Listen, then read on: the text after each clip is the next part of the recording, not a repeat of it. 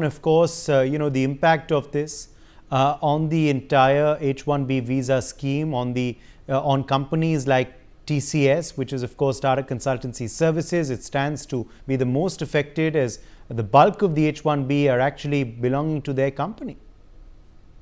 Yeah, this is going to be quite painful for Indian companies such as TCS, Infosys, Cognizant, and so on and so forth, because a lot of their trained workers were from India, who were then placed onshore in the US, and they were providing these services.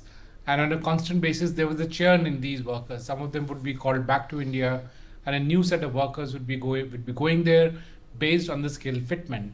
Now that business model and providing support is going to get greatly impacted just because of the visa fees. And as Ambassador Sikri mentioned, it's $100,000 per year. So every time a new worker lands up, if it's a multi-year contract, then every year $100,000 has to be paid.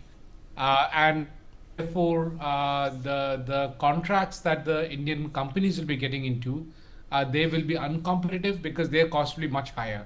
The other option of hiring local talent will be a challenge because that quantum of talent and the same quality of talent is not there in US. Now, there may be pockets of talent for sure that is there in every other country, but India has had the size to be able to generate that number of talent and the depth of talent. And therefore, it's not just a loss for TCS and the likes of TCS, but also for the US economy and the companies which were going to hire and had been in contract with companies such as TCS, Infosys, and so on and so forth, because their cost of contracts will be going up, and therefore their cost of system maintenance, system development, and the new kinds of systems that were mentioned, such as AI, which are extremely resource intensive, will become very, very expensive.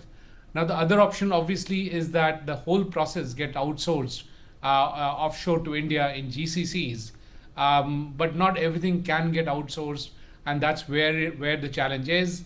The other problem is that we were expecting that some step will be taken against H1B visa. We are also expecting that some step will be taken against outsourced work, which are offshore in India, such as the GCCs. And therefore, it's going to be highly disruptive as we move forward. Also, please do keep in mind that the US market was and still is a very large services market for India, and that gets significantly disrupted.